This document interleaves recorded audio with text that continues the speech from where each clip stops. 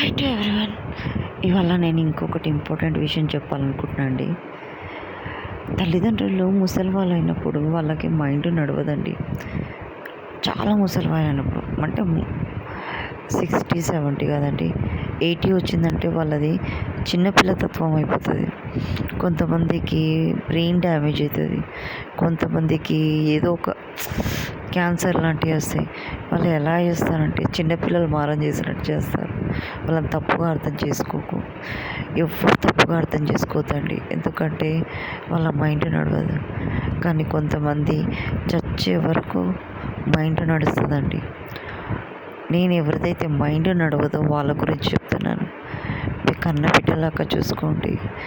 కూడలు అన్నం వంట చేసి వాళ్ళకి తినబెడితే కొడుకు చిన్న పిల్లగాన్ని చేసుకున్నట్టు చూసుకోవాలండి. అన్నీ చేయలేరు ఆడవాళ్ళు. ఆడవాళ్ళకైతేనేమో, అత్తకైతేనేమో కూడలు చేయగలుగుతుంది. మా అమ్మకు అయితే కూడలు చేయలేదు కదా, కొడుకు చేయాలి, అట్లా చేయాలి. ఆ విధంగా తల్లిదండ్రులను అట్లా చూసుకున్నారనుకోండి, దానికంటే పుణ్యం ఇంకేది ఉండదండి. మీరు ఏ తిరుపతికి పోయినా, ఏ యాదగిరిగుట్టకు పోయినా, ఏ పుణ్యక్షేత్రాలకు పోయినా వేస్టేనండి. తల్లిదండ్రులని చూసుకొని వాడు ఎన్ని పుణ్యక్షేత్రాలు తిరిగితే ఏం ఫాయిదా. వినాయకుడు, కార్తికేయుడు పోటీ పెట్టుకున్నారండి. ప్రపంచమంతా చుట్టి వస్తే వాళ్ళు గెలిస్తే రాజ్యాన్ని వాళ్ళే రాజ్యాన్ని పరిపాలించాలన్నట్టుగా వాళ్ళే తెలివిగల్లోడు. ఇంకేదో ఉంటుంది కండి, శివుడు పార్వతి పోటీ పెడతారు కార్తికేయునికి వినాయకునికి. కార్తికేయుడేమో నెమిలి మీద కూర్చొని చాలా ఫాస్ట్గా వెళ్ళిపోతుంటాడు.